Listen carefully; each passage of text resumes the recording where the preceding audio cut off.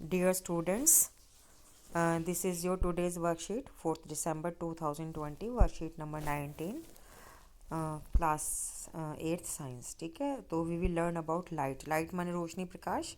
तो आपको पता ही है इसके बारे में. The world is largely known through the senses. The sense of site is one of the most important senses. तो इसका मतलब है कि पूरे संसार को हम अपनी आँखों से देख पाते हैं. और आँखें जो है एक इंद्रिय है. सेंसेस का मतलब हिंदी इंद्रिय होता है. 5 इंद्रियों के बारे में पढ़ा होगा. तो एक तो आँखें आइज़ हो गया, नोज़ नाक हो गया, और ईयर कान हो गए, और स्किन हमारी त्वचा हो गई, और एक हमारी होती जीभ यानी टंग, जिससे हम स्वाद लेते हैं. तो सेंस ऑफ साइट का मतलब है कि जो हम देख पाते हैं आँखों से, वो सबसे इम्पॉर्टेंट है. Though through it we can see rivers, mountains, trees, plants, chairs, people and so many other things around us. तो आँखों की वजह से ही हम सब चीज़ें देख पाते हैं. At the night we can see the stars and the moon, but how is seeing made possible? तो हम रात को स्टार्स और चंद्रमा भी देख पाते हैं, लेकिन वो कैसे हम पॉसिबल होता है. What makes things visible? कौन है जो हम चीज़ों को दिखाता है. You may say that eyes see the object. आप कहोगे आंखों से दिखता है, but can you see an object in the dark? क्या तुम अंधेरे में देख सकते हो? आंखें तो तब भी है ना. तो it means that eyes alone can not see an any object. It is only when light comes from an object that enters our eyes we see the object. तो इसका मतलब ये है कि आपके पास आंखें हैं. आप कहोगे आंखों से हम देखते हैं, बिल्कुल सही बात है. लेकिन आंखों से कब देखते हैं? When the room is lit with any bulb और ट्यूबलाइट और कैंडल या टॉर्च या सनलाइट. अंधेरे में क्या होता है? आंखें तो हैं हमारी. तो इसका मतलब है कि खाली हमारी आंखें चीज़ों को नहीं देख पाती, हमारे आंखों को लाइट भी चाहिए, रोशनी भी चाहिए. A mirror changes the direction of light that falls on it. Can you tell in which direction the falling on a surface will reflect? तो वो ये कह रहे हैं कि किसी भी ऑब्जेक्ट पे जो लाइट पड़ती है तो उससे टकरा के वापस आती है. तो साइंस में बेटा टकराने को रिफ्लेक्शन बोलते हैं. तो लाइट में have been emitted by the object. इसका मतलब है कि कोई भी ऑब्जेक्ट लाइट को निकाल रहा है. एमिट माने निकालना. जैसे मोमबत्ती है, अगर वो बर्न कर रही है तो हम कहेंगे कि बर्निंग कैंडल एमिट्स लाइट. ऐसे sun emits light, moon emits light. लेकिन आपको बताऊं मैं एक मज़ेदार बात, कि जो मून होता है उसकी अपनी कोई लाइट नहीं होती. इट डज़ नॉट मतलब एमिट लाइट, इट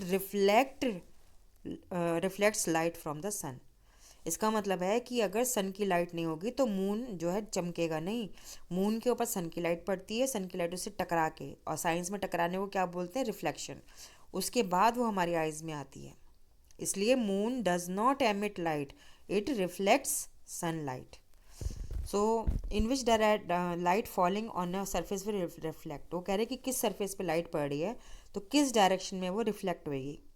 तो let us find out with the help of an activity. और ये एक्टिविटी सब बच्चे अपने घर में करके देखेंगे. Fix a white sheet of paper on a drawing board और अ टेबल. किसी टेबल पे सफ़ेद कागज़ बिछा लीजिए. एक कॉम्ब लीजिए यानी कंघा लीजिए, और उसकी जो मिडल की ओपनिंग को ध्यान में दीजिए.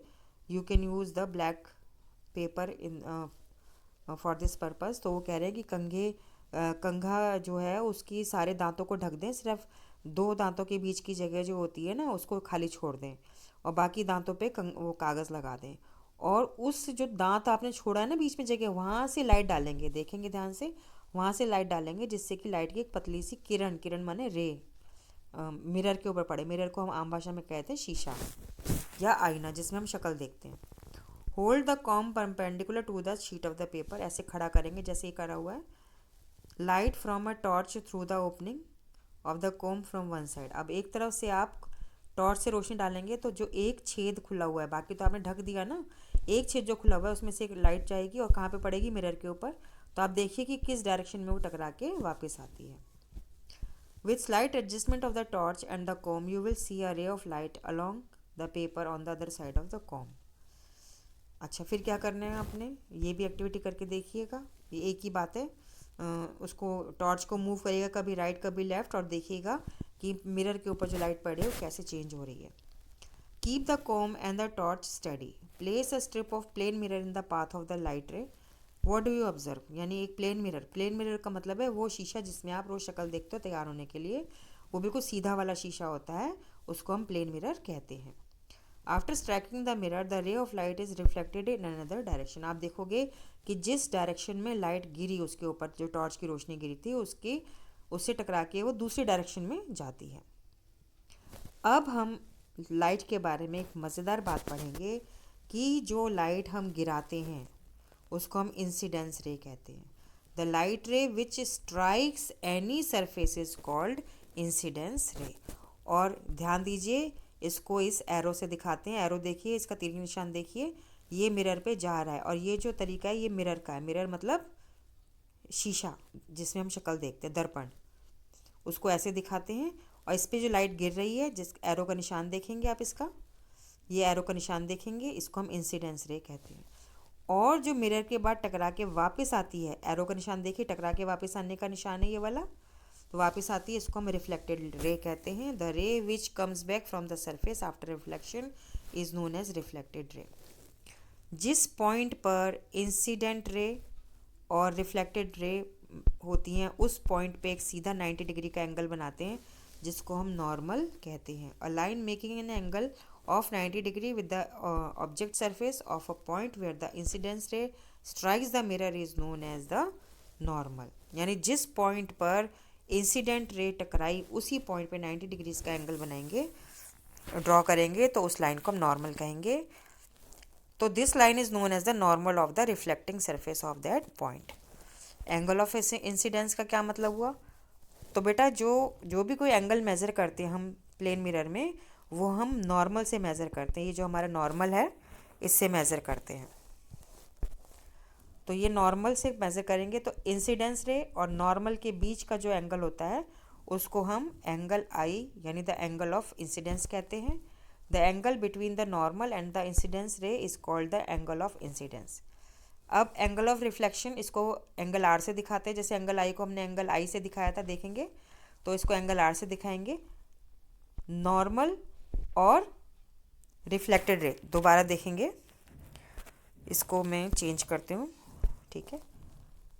रिफ्लेक्टेड रे और नॉर्मल के बीच के जो एंगल है इसको हम एंगल ऑफ रिफ्लेक्शन यानी एंगल आर।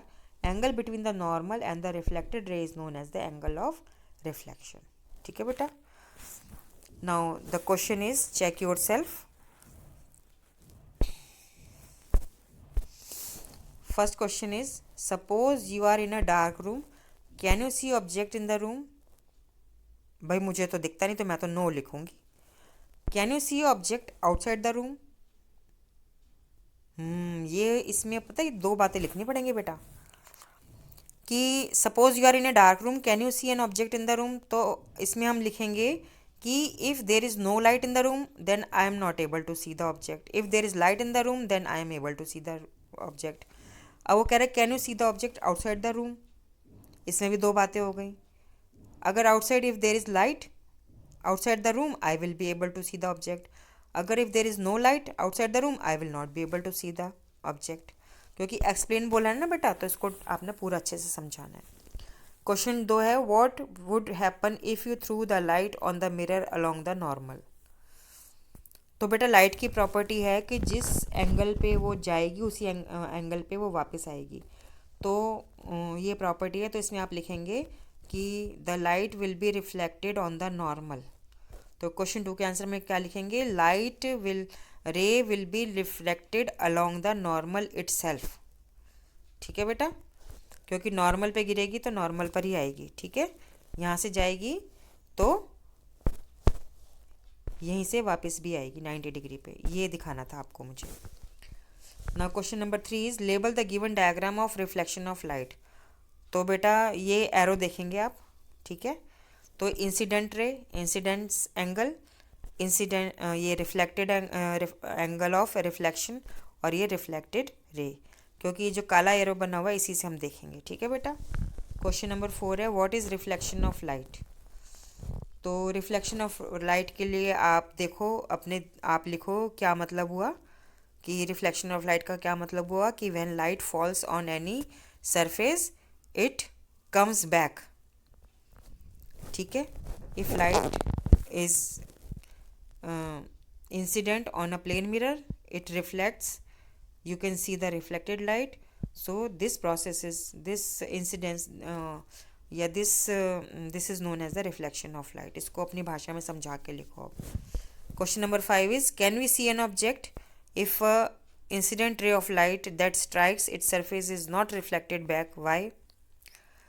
इसका आंसर है no, we will not be able to see an object if the incident ray of the light strikes its surface is not reflected. तो इसमें यही लिखेंगे no we will not be able to see, क्योंकि जो if the light is reflected back to our eyes then only we can see the object. देखो, you are sitting in one room and in the other room light is falling, but light is incident, but it is not coming to your eyes, so you can't see what is in the next room. So in this way you have to explain. You can see object only when light is reflected to your eyes.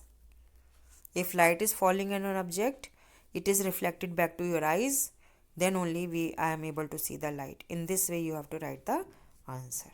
ठीक है बेटा.